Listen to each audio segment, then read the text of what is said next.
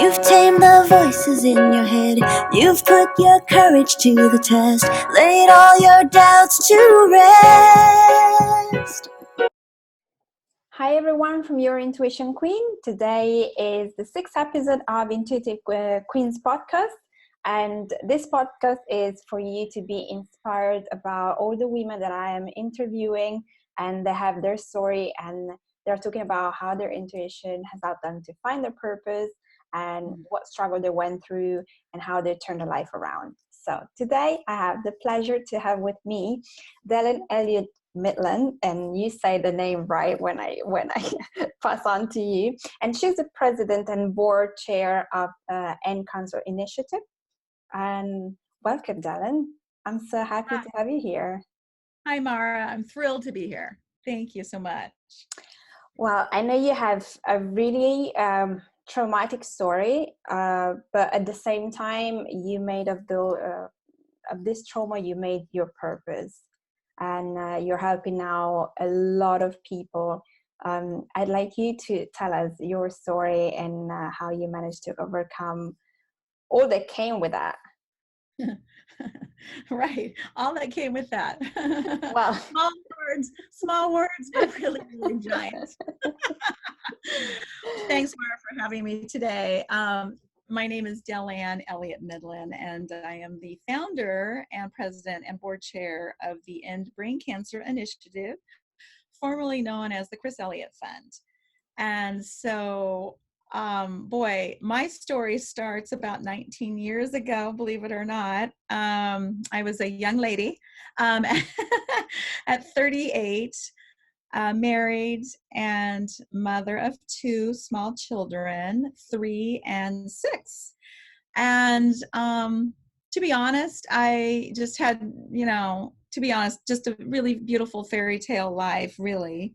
I had met my Prince Charming, and we had married, and we had 2 children. We had a beautiful home, a beautiful backyard, and just a great, great life together, and we're extremely happy.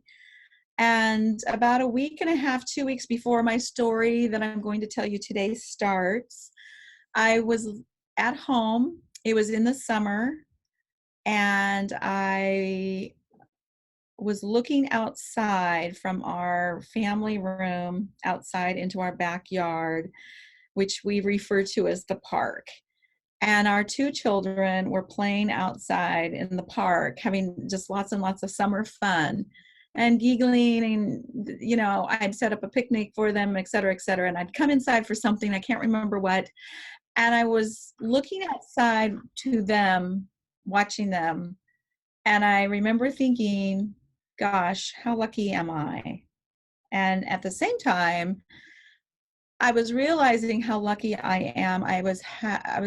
What happened is I was like, wow, this makes me really scared because I am so content. I'm so happy. I am so lucky. And women and their intuition, it's a real thing.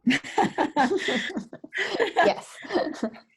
A little did I know that 2 weeks later or so, my husband would be diagnosed with brain cancer. And not only would he be diagnosed with brain cancer, he would be diagnosed with glioblastoma multiforme, or GBM, which is the most terminal type of brain cancer one can be diagnosed with. Wow. Yeah. I mean, I personally had never heard of the word glioblastoma. I'd never heard of GBM. I've never known anyone at that point in time who had had a brain tumor or brain cancer. It was just such unfamiliar territory for our family, our entire family. I can imagine. I guess it must have been really shocking. You can't even think about it. Yeah, very shocking. So, I'd been training that summer for my very first triathlon, a Danskin triathlon. And the reason that I started doing that is because I had always been a really lousy swimmer. And I knew that if I was going to be doing this triathlon, I guess I'd have to actually learn how to really effectively, efficiently swim. And that's one of the reasons that I signed myself up to do a triathlon. And so I'd been really focused all summer long, on that. And I was feeling really great about myself. Mm. And I actually tell you that because I actually think that because I was in such physical and mental shape, I think it really helped me get through some of this horrific experiences that I didn't know I was going to be going through with my husband being diagnosed with brain cancer. I really do. I've thought about this a lot, and I thought, wow, I think as I believe that there's a reason for everything, even though we don't understand that at the time or even ever, I do believe that there is a reason for everything. And so I was in the best shape of my life, frankly. But this is not all about me. This is all about the story. But I really think it really helped me. No, And but I think it makes sense because you were in that space of mind where you were focused and you could concentrate. So this time it was just a matter of moving your focus to something different and more important and more scary. So you were not so confused. You were, of course, confused, but at the same time, you were able to put your attention, your focus on what matters and what you have to do. Mm-hmm. And I do think too, when I was having that moment, thinking about how lucky I am and how lucky I was, I actually think that's part of it, because this triathlon thing was super out of my comfort zone, but it was something I was doing for me, And so I was lucky at that point in time to be a stay-at-home mom as well. And although I worked 2 days a week, I essentially was a stay-at-home mom. I had a lot of time with my children, and I really appreciated that time.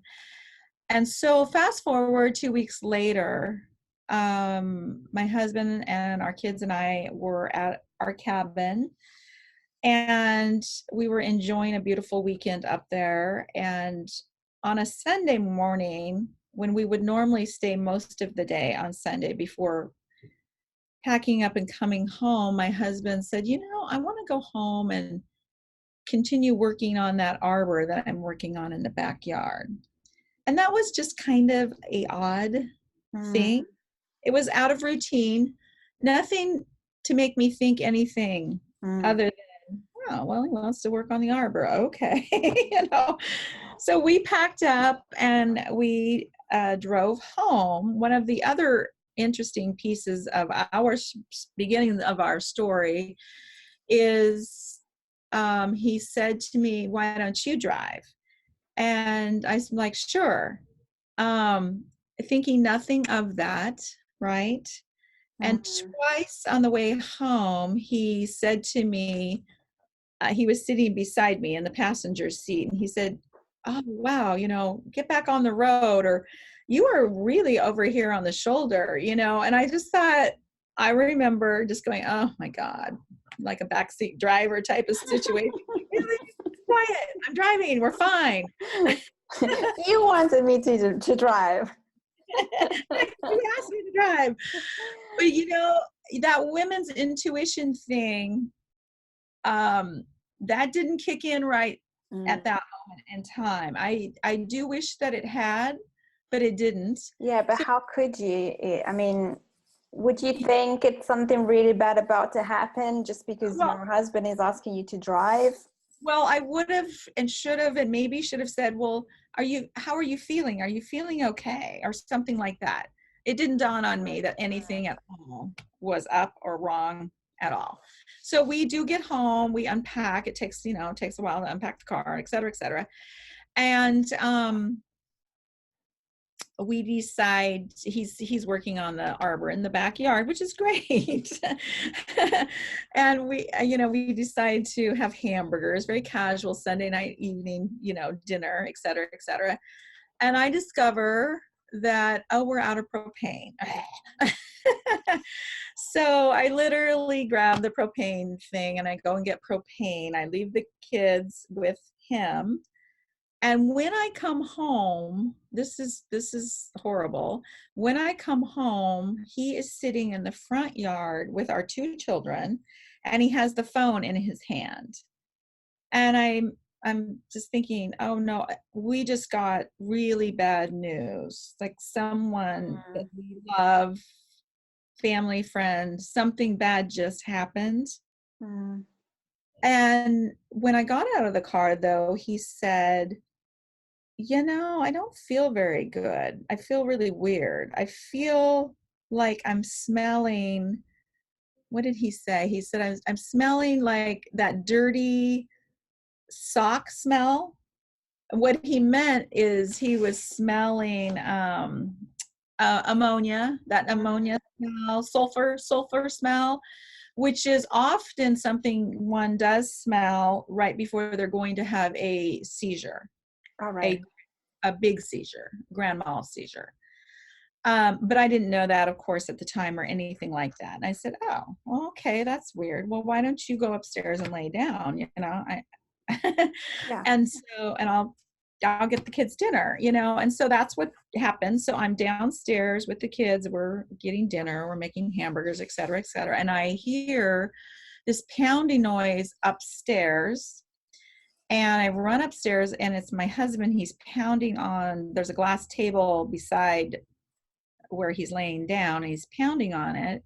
And he says, call 911. Something is wrong. So I do. I call 911. They're there really, it seems like really quickly. Time at this point now will just be really weird for me, but I think they got there like literally within 3 minutes. It was so quick. And they go in, they check him out. I'm downstairs with the kids, and they come and they talk to me and they say, well, we think he has meningitis. And so now we're concerned that you're all exposed. I'm like, oh, okay. I don't even know that much about meningitis, but well, what do we do? And they say, well, we're just going to take him to the hospital, kind of a leisurely, ride in the ambulance to the hospital, and we'll get him admitted. And I want you to follow behind, with the kids, and we'll screen you guys just to make sure you're okay or not. And I'm like, okay. So anyway, we get to the hospital. Well, actually, that's not true. About that time, the ambulance leaves, of course, sooner than we do. It takes me a little while to get the kids organized and get them in the car. The ambulance leaves, and about 3 or 4 minutes later, I hear sirens, the ambulance sirens. So they had left our home saying it will be a leisurely ride to the hospital with no sirens. And then 3 or 4 minutes later, I hear sirens. And so women's intuition, I just knew, and I was scared. I just knew, and I was really scared, and I knew that was my husband, and I had no idea what happened. I didn't. And it was. So I get in the car, and I'm driving down the way I know that they're going to the hospital, and traffic was really backed up. And there's a big bend in the road, and traffic was really backed up. So I couldn't see anything, but the sirens stopped and I couldn't see anything. And I'm thinking, okay, I got to get to my husband, So I remember inching my car out of the line of traffic and trying to sort of see around that's in the road, and I see cop cars and 2 ambulances and lights flashing. So I'm just like, geez. So I roll down my window and I hit my flashers on my lights, and I start, waving like this. And so finally an officer drives back and talks to me, and I say, I think that's my husband up there in one of those ambulances. And he said, okay. He says, so let me get you up there. So he, gets my car up there, and sure enough, it was. And so they escort us all to the hospital, et cetera, et cetera. My husband, Chris, had a grand mal seizure while in the ambulance. So the EMTs had actually come to the house first. And when he had a grand mal seizure, they're required in the United States, I don't know how it works other places, but they're required to call in the paramedics at that point. So that was why there was 2 ambulances. So they called in the paramedics. They gave him a drug. I don't remember what it's called, but it essentially, temporarily paralyzes one. I'm assuming that's to help with a grand mal seizure, but they also incubated him. So they put a breathing tube down his throat as well. Now, I didn't know any of this at all, except for when I saw him at the hospital. Yeah. It was really horrible and scary. And by then, I'd already gotten there and taken our children, thankfully, home to her home.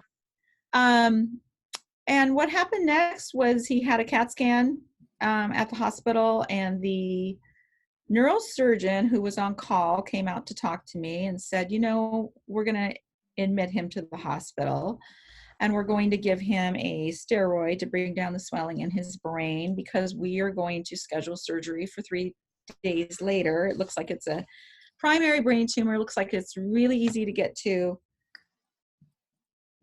Okay. Yeah. Well, as you do, whatever you say, right? Right. So they got him into his room. Of course, I by then am like, okay, wow, brain tumor. He's admitted he's going to have surgery. So then I'm like, okay, now I need to start calling his family. So I did, and his father, who lived in the area, thankfully came to join me and support me, and because it was just such an awful, scary experience. And he still had this breathing tube in his, and he was strapped down to his bed in the hospital room, because as you come out of whatever this drug is that they give you, you feel scared, you feel strange, you feel like you can't breathe. And so that's exactly what was happening. And that was just really horrible, because he couldn't communicate except with his eyes. And I know he was just saying, help me, help me, help me, Yeah. Anyway, so that's the story, the beginning of our story, our brain tumor journey. So he did have surgery 3 days later. His surgery was taking about 40 minutes longer than they had told us that it would take. So I was very nervous. And so I started walking and kind of walking down the halls instead of in the room where you're supposed to wait, with his mom and his dad and his brother and his sister. And so I started just kind of pacing, frankly. And the neurosurgeon came and found me first. And he said to me, this is the type of brain tumor that will kill him sooner than later. Wow. And if we want to talk about women's intuition, boy, that just scared me to death. It just, what it did is it immediately made me angry and sad at this time, Yeah. And I remember hitting the wall and thinking about our children. Yeah. I just couldn't imagine. I was like, how are they going to grow up without their dad? Anyway, fast forward, we got through surgery, and back in those days, it would take forever, which seemed forever, to get the pathology report back. It took 7 days. So we have 7 days of not really knowing exactly what type of tumor that he had, other than what the surgeon said. And we didn't even have a name of what he thought it might be, So we were very unprepared for what came next, which was an actual diagnosis. But once we had an actual diagnosis, then we were able to research it. And, it's a tough disease. Glioblastoma multiforme, GBM, is the same brain cancer that in the United States, Senators Ted Kennedy and Senators John McCain have had. and of course passed away from. Mm. And but we didn't know, other than that, at that point in time, that was it. And so we were assigned to an oncologist, and all of this is still just shocking. Like, I'm sitting here talking to you and I can still just feel it. It's crazy. And every day I work with brain tumor patients and families and caregivers, and Yeah, but you experience that to such a deep level that stays with you no matter how long that goes after. Yeah. You know, it's been so many years, but I guess that feeling will always be with you once you remind yourself about it. Right.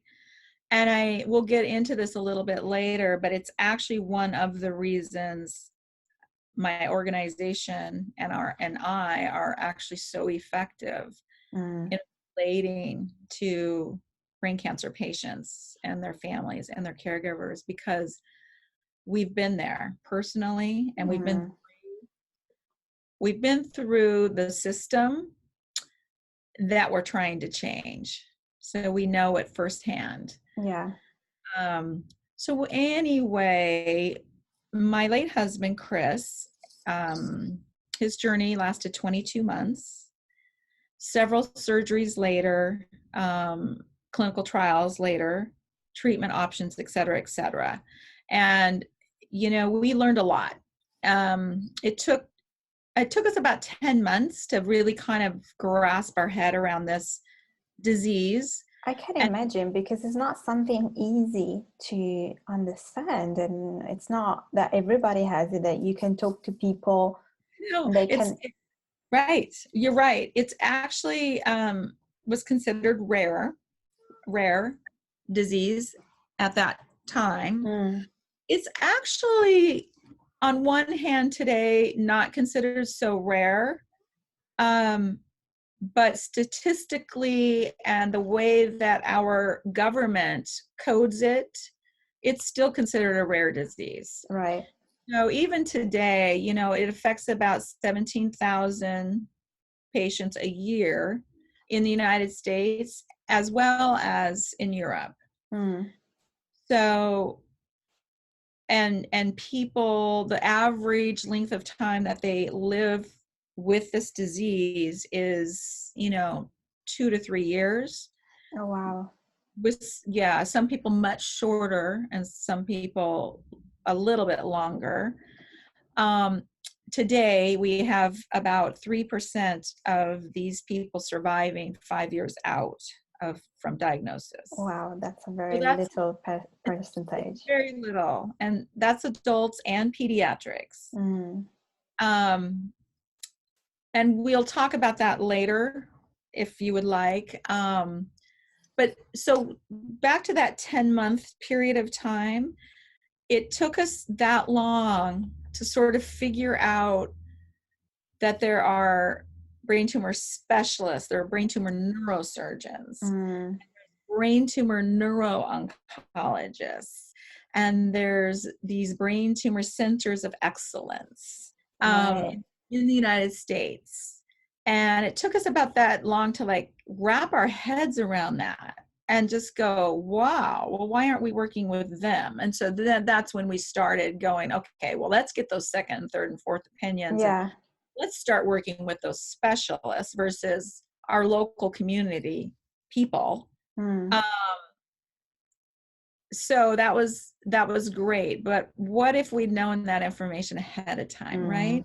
Yeah. What if we'd been able to tap into those specialists ahead of time? So one of the things that drives the work today of the End Brain Cancer Initiative is, remember when I said that when we got his pathology report back, and it was glioblastoma, we were assigned to an oncologist. I didn't realize at that point in time that we'd been assigned to an oncologist and not a neuro-oncologist. And so an oncologist is a general specialist for cancer, all kinds of cancer. So a neuro-oncologist is a specialist in cancer for anything Right. neural such as your brain. So that, I remember having that realization and just getting pissed because how dare you, the system, assign us to an oncologist? Yeah. That's not a specialty. No, So exactly. we're not going to get the best of care. We're going to get standard of care. Yeah. And the other realization that totally drives me every single day is this. That's one of the questions I wanted to ask you, but you answered that, which is which is absolutely perfect. Okay. I just want to start talking about your foundation, because you said you created the foundation just a few weeks before your husband passed away. Yes.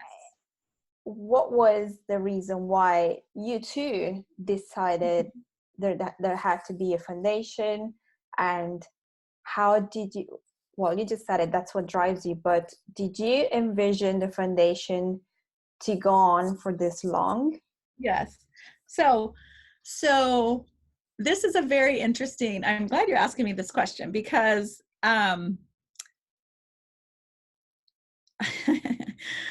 the intuition queen here, here's the thing. And I am going to be completely honest. We created the foundation for multiple reasons. So Chris and I created the foundation 3 weeks before he passed away. We created the foundation to help research and to help fund research. But the real reason we created the foundation was because, you know what? The damn cancer was going to kill my husband, but it wasn't going to win. Brain cancer was not going to win. And so the way that we get back at this disease every single day is we empower these brain tumor patients, their families, their caregivers, their wives, their sisters, their brothers, their husbands, their parents. We empower them through educating them what they need to know almost before they need to know it, and how to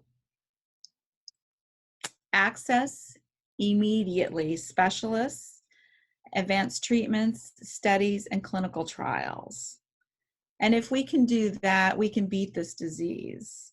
And so women's intuition is a real thing, but so is the wrath of women. Yeah. Oh yeah, absolutely. And it's just so powerful that your reason is this, because it just goes beyond your personal experience and everything that this means for you. It goes way beyond, and as you said, you're fighting, empowering people, which is beautiful. Empowering them because they need to be empowered. This is a disease where the system, the standard of care, takes away the patient and the family and the caregiver's empowerment. I don't think that's intentional or not, whatever, it just is, because our current standard of care for this disease is not creating survivorships. And in the United States, with this disease, your first diagnosis, you're typically not referred still today to a specialist. So that would be the neurosurgeon, and that would be the neuro-oncologist. You're left on your own to figure this out, and that's insane. Yeah, because it is. when you're told, because it's already shocking that someone is telling you that, which is probably one of the worst nightmares you can possibly have, when someone tells you you have cancer. But there are some that can be treated and you can go through it. But this one, it's in your brain. This is a tough one. So the people who survive this disease today, they're not the people that go to their local community hospital and have their surgery at their local community hospital. But they don't know that. And they're not the people that stay with standard of care. People do not survive this disease with standard of care. But people don't know that. Yeah. They don't know that. So in this disease space, the people that are surviving this disease, they have had their first brain tumor surgery, the resection, with a specialist, a top brain tumor neurosurgeon. So this is someone who, this is what they do. Their specialty is brain cancer and brain tumors, and they remove like 300 plus brain tumors a year. And then they also save that tumor tissue, and this is outside of the little bit that's needed for the pathology. So they save that brain tumor tissue. They also test that brain tumor tissue from a genomic perspective and a biomarker perspective, because every single person, even though people are diagnosed with GBM and glioblastoma every single day, there are multiple subclasses of disease. And so from an advocacy perspective, this is why the End Brain Cancer Initiative, my staff and I have a problem with standard of care, because standard of care is not, even though we know this, that there's all these subclasses of this disease, standard of care is not meeting that. Standard of care, it's crazy that we don't have multiple levels of standard of care based on a person's specific genomic makeup, biomarkers of their particular brain tumor tissue. So we're treating and going about treating this disease ineffectively. But patients, of course, don't know, of course. They don't know. So what do you do different? Because I know you're one of the top 5 brain tumor advocate. Brain tumor advocacy organizations in the United States, yes. How do you, so if someone comes to you, what happens? What do you do for them?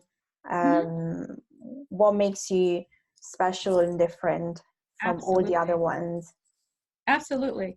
So the End Brain Cancer Initiative, which used to be the Chris Elliott Fund, you can learn more at www.endbraincancer.org. We have 3 separate programs. So our first program is our Education, Awareness, and Outreach program. So we create educational materials, as do many other organizations, right, in this space. But our educational materials they're meant for the patient. They're meant for the caregiver. They're not written for the medical community. They're not written with the same old boring language that people have to look at every other word to figure out what they're trying to say. They're actually written with common sense behind them, common experience behind them, not only mine, but all of the hundreds and hundreds and hundreds of brain tumor patients and caregivers we've worked with throughout the last 17 years. So they're visually appealing. The graphics are gorgeous. The color is different than what you'll see all the other organizations using. And one might wonder, well, why does that matter? But when you are the brain tumor patient, or you're the caregiver, or you're the family or friend member tasked with finding out about this information and this disease, all of the materials kind of look like the same after a while. Ours look different on purpose. That is just by design. And all of our materials are available through simply either calling us or emailing us, and some of them are also downloadable on our website. So that's part of the Education, Awareness, and Outreach program. The other part is I speak all over, all the time. Which is great, and I love that, and I love to interact. And let me say one thing before you continue. If there is anybody watching or listening to this podcast and you need a speaker, a woman that can talk about this, she is the one, and she needs to put this message across everywhere in the United States. I mean, also in Europe, but you work mainly in the United States, because this is very, very important. And it's not something, so if you've never met her before, then now you can, and you can reach out to her for her to be a speaker and give you more information, because I'm pretty sure that she will help a lot of your community and a lot of what you do. Okay. Absolutely. Go ahead. One I'm question before we go ahead, because obviously you are in the United States and this is mainly for the United States, but I am in Europe. Yes. I guess, can people find information on your website that are just, informative in terms of what the disease is, things like this, that not necessarily, then of course the medical system is different from Europe to America, but just general information about the tumor, so then they can at least, okay. Yes, there's lots of information about brain tumors and brain cancer on our website, absolutely. Good. And we're also available to talk. My clinical research nurse is available also to talk to any patient, any caregiver, anytime, wherever they're located. Okay. Thank you. Yeah, we aren't very knowledgeable about what's going on in Europe, to be honest, as far as specific clinical trials and specific specialists. But we certainly have general information that is helpful to everybody that we can share or can be downloaded off of our website or by emailing us. We'll get to all the contact information later. Yes, all the contact information will be down below here for whoever is watching, and in the notes for whoever is listening. Awesome, appreciate it. So the rest of our education, awareness, and outreach program is done through a lot of, I write articles for some of the medical magazines that we have here in the United States. So those are sent out, they print and digital. But we also have an awesome social media specialist. She literally is scouring Google every single day and looking and finding new items about brain tumors and brain cancer, about research that's going on, and she's pushing that out all of the time. That's exciting.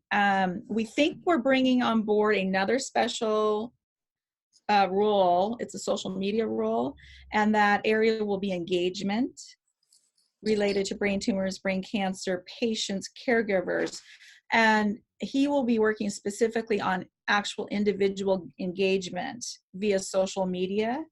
And that's another way to access our Direct Connect Center here so that we can help. So the second program is our Direct Connect program.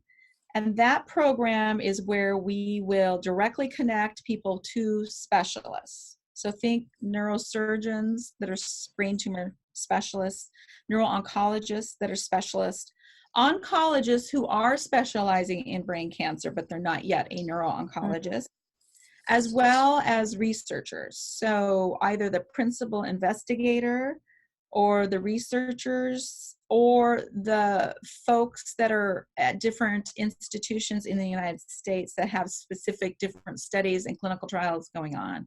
So we'll directly connect you to them. Wow.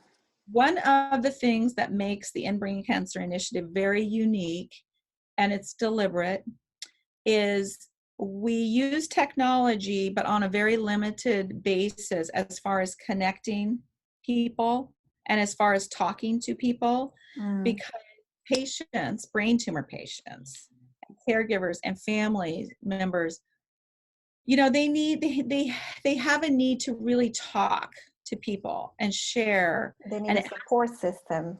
They need to be they need to know they're safe, you know, to ask questions. There's a real person, there's real people. This organization, you know, we're not just all online or all via internet. We utilize, like what we're using today, we utilize technology to talk to people if they want to see our face and want to share their face or whatever. We're on conference calls all of the time. So we have this direct connection to the patient and the family and the caregiver. And because we do that, we're also in a very unique position to help with clinical trial development because we add the patient voice. We are one of the few organizations in the United States asked to come to the table during some clinical trial development work and add the patient voice into the clinical trial. So I'm delighted to say that we get to do that. That's amazing. It's amazing because and sorry for stopping you there, but I think the fact that you experience such a pain and such a lot of not knowing, a lot of errors and whatever else is giving you such a power to help people in a way that is so important. And it's not just, you have it and this is what you need to do.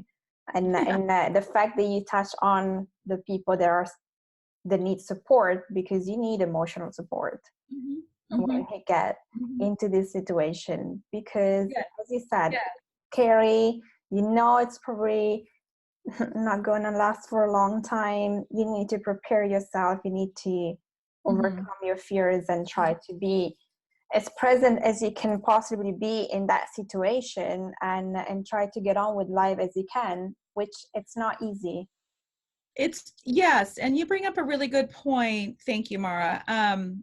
One of the interesting pieces about GBM, about this particular disease, if you look at the demographics as far as who is getting it more often than not, it's an interesting disease because it affects more white men, what I would call white collar men, than any other demographic between 35 and 55. Wow. Which is weird. But because it is affecting, it affects everybody, but because that demographic is the highest demographic, think about that. Women, think about that, right? A lot of women are married or have a partner that fits that category, and they may or may not have children, but many women do. And all of a sudden, this happens. And in many cases, the man is still the breadwinner of the family, or the majority of the breadwinner of the family. So it's just a shock, of course, emotionally, this diagnosis, but frankly, financially, it's an issue also for the family. And I have been through that as well. And so one of the things before we go on is I just wanted to say that one of the things that I do, and it's all for free, I just want to point that out. I open myself up for women to get a hold of me and just talk to me from someone who's been through this, because I learned a lot. I learned a lot of things that I learned a lot of things that I wouldn't do again. And I learned a lot of things that I wish I had known so that I could have done things differently. And this is related to my husband, but it's also related to our children. And it's also just related to the disease. And so I know it might sound a little weird, but this disease, you have to have hope, number one. That the person is going to survive it, and that because they have to have hope they're going to survive it in order to fight it and beat it. But also at the same time, we have a lot of people passing away from this disease, and we have a lot of those people being male. So I want women out there who are watching this podcast to know that you can ask me anything, because I have been there and I've been asked anything, and I've experienced an awful lot, and it's okay, because we're women. We think alike. We wonder things. I think it's really important that you touched upon the financial aspect, because there are a lot of women that were or are in your situation for whatever reason, maybe just because they can, or maybe because it's easier to look after the children yourself and let your husband go instead of paying someone, because then whatever the reason. But it's so true, and I know from a lot of seminars I went to, women tend to give everything. It's my husband, he knows everything, he knows how to pay the bills, he knows how to do this, he knows where the money is. And then all of a sudden you just cut out. And I saw this with my mom when my dad passed away, and I had to help her, no, do this, do that, and she had no clue. She's like, oh, this was your dad's stuff. And I was like, yeah, but now you have to take on. Yeah. And that thing scares you even more because you're like, what am I going to do now? Which Wow. adds on to something that you're already going through, which is already big and scary and disempowering altogether. So it's important. I would say so, yes. And before we had children, I had a career and it was awesome and great. And it's funny because like I said, everything kind of happens for a reason and you just don't know it. I had every intention of returning back to work. I loved my job. Loved it.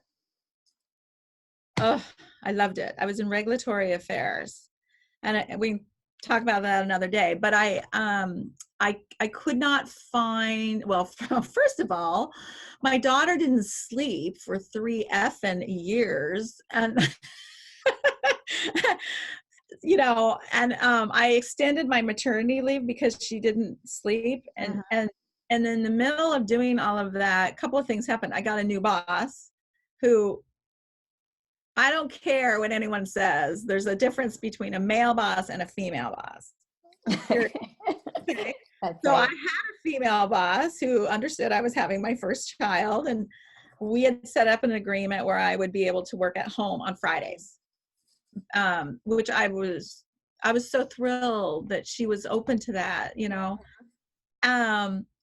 and then when I got a new boss, he was not at all open to that. And then my daughter wasn't sleeping. So I couldn't even hardly function as a as a mom. But I did, of course, but there's no way I could go to work. And anyway, so I extended my maternity leave. I can't remember for how long. It wasn't that much longer because then I started, I couldn't find a nanny. I couldn't find the right nanny. And my neighbor and I had wanted to share a nanny. So, anyway, long story short, in the end, it was like, I can't even come back to work right now because I'm not getting any sleep.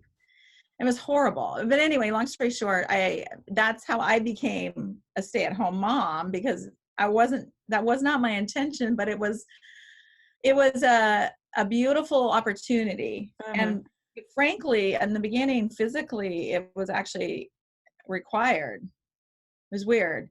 But anyway, we should do another podcast another day on that financial piece, because for women, because honestly, I learned a lot. Yeah. And I really learned a lot. Yes, and money is a big topic, because it's a topic that people don't want to talk about. They're scared to talk about. They're embarrassed to talk about. There are a lot of limiting beliefs and fears around money. And if you add all this with a tragedy, then it's hard to help women to understand more it's really what this means and what they need to do. Absolutely. I would love to do that, because I have very personal insight on some really great things to do. And we can do an interview on my group later on. Yes, absolutely. I think this is a beautiful topic, important topic to talk about with every woman listening and watching, because we need to also help ourselves, and we don't need to rely always to our man, because we never know what happens, and hopefully nothing happens, but life is life. 100%. And then our third program. Yes. Can I? Yeah. Absolutely. No. Go ahead. We put everything else under advocacy as our third program, advocacy. So advocacy is like this ginormous word anyway, but for us it means working with the FDA, the Federal Drug Administration, on what's it called, reimbursements, and working with Medicare and Medicaid and insurance companies on the proper reimbursements for treatment options, and then working with the FDA on new treatment options. So because in this particular disease, there's not a ton of already FDA approved treatment options as far as chemo and devices. So our organization works with the FDA et cetera, et cetera, et cetera, to try to move more and more and more treatment options through the system so that they're FDA approved. And in the United States, multiple reasons why things have to be FDA approved, but from a patient perspective, it's so you will have access to it, right, whether it's a drug or a device. And then if we do our job correctly, it takes years and years and years to do this. If you have insurance, your insurance will then cover whatever that drug or device is.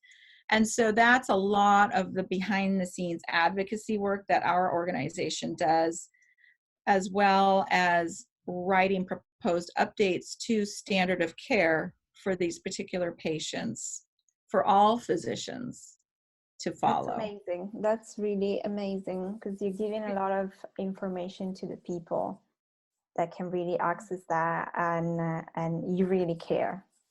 Oh, yes, definitely. Yeah. Yes. And so you'd asked me earlier if I had envisioned this organization becoming this big, and it's not that big. We're just extremely impactful, but we've got a lot more work to do. We're very limited with resources because all of our services are free and to patients and families and caregivers. And so we rely on, of course, on support donors to provide dollars and support. And of course, you can always give at our website. You can donate money and it's tax deductible, et cetera, et cetera. So if someone wants to donate money, they need to go on your website. Okay, can you say the website again? Of course, it's www.endbrain, BRAIN, cancer, CANCER.org, O-R-G. Okay. And you can also, from our website, you can send us an email if you want to talk, or you have a question, or if we can help you in any way, please do. Or you can, there's the phone number also to reach us on our website as well. And there's a patient inquiry form too. If there's anything we can do to help you, if you're a patient or a caregiver or a family member, it's a short form. You can just fill it out. Feel free. So yeah. Perfect. Yeah. Before we go, there is another thing that you are working on that I'd like you to talk about. Thank you. I keep forgetting. Oh, by the way. Okay. So remember how I said, life is life and we never really know. We're so not in control, even though we think we're in control of our life. And sometimes things happen to us. Yeah. Positive things and things that are not so positive, and tragedy. Yeah. And so I have been percolating an idea with my co-author, Lisa Reck, who wrote the best-selling book, Breaking Through the Storm, who was here 2 episodes before. So okay. Episode number 5. Yeah. Okay. So we are actually have had lots of conversations about things that happen in our lives, but also in other people's lives. And we sort of came to the conclusion that perhaps the reason there's tragedy in people's lives, whatever that looks like, that takes many forms. Perhaps there's tragedy in our lives that we can learn from whatever that is and use that to help other people and to sort of move mankind forward through our experience and whatever we're going to do with that experience. So sometimes things happen in people's lives and they wonder, why me? Yeah. And I kind of understand, believe me, I understand that. But I also wonder, why not you? Yeah. Maybe you were meant to do something to help other people with whatever that tragedy is. And so we are working on a book where we are collecting other people's stories where they have used precisely that, their tragedy, to whatever that was, we want to hear the story. We want to hear them, how they moved through it, what that looked like. Mm-hmm. And then at the, what's now, what are they doing? What are they doing to help other people? So have they created a company or an organization or a service, or like Mara, your podcasts and the Intuition Queen, you know, you're helping other people. Yeah. Everybody has a tragedy. Everybody has something in their life that really kind of sucks, right? Yeah. But what's on the other side, and what did that story look like? What's that transition? We want to hear about it. So we're looking for people basically to send us 10 pages, double spaced, in a Word document, so to speak, of what their story was and is. And so they can send that to me at my email. May I give my email address? Of course, please do. My first name, Dellann, Dellann, at endbraincancer.org. So please feel free to submit those. We are thinking we're going to publish towards the end of Q1. And we are seeking those stories out now, and send it with a couple of digital pictures. If you have a company or organization or service logo, send that as well. And we really, really want you to help. We want to help you help other people. That's amazing. That is so amazing. I know, it's so exciting. I mean, really, it's a fun project, because there's amazing people doing amazing things, helping other people. I agree. Thanks for paying it forward, right? Oh, thank you. I'm just in awe of all the people that managed to turn their life around, because we hear way too many stories of people that don't manage to do that.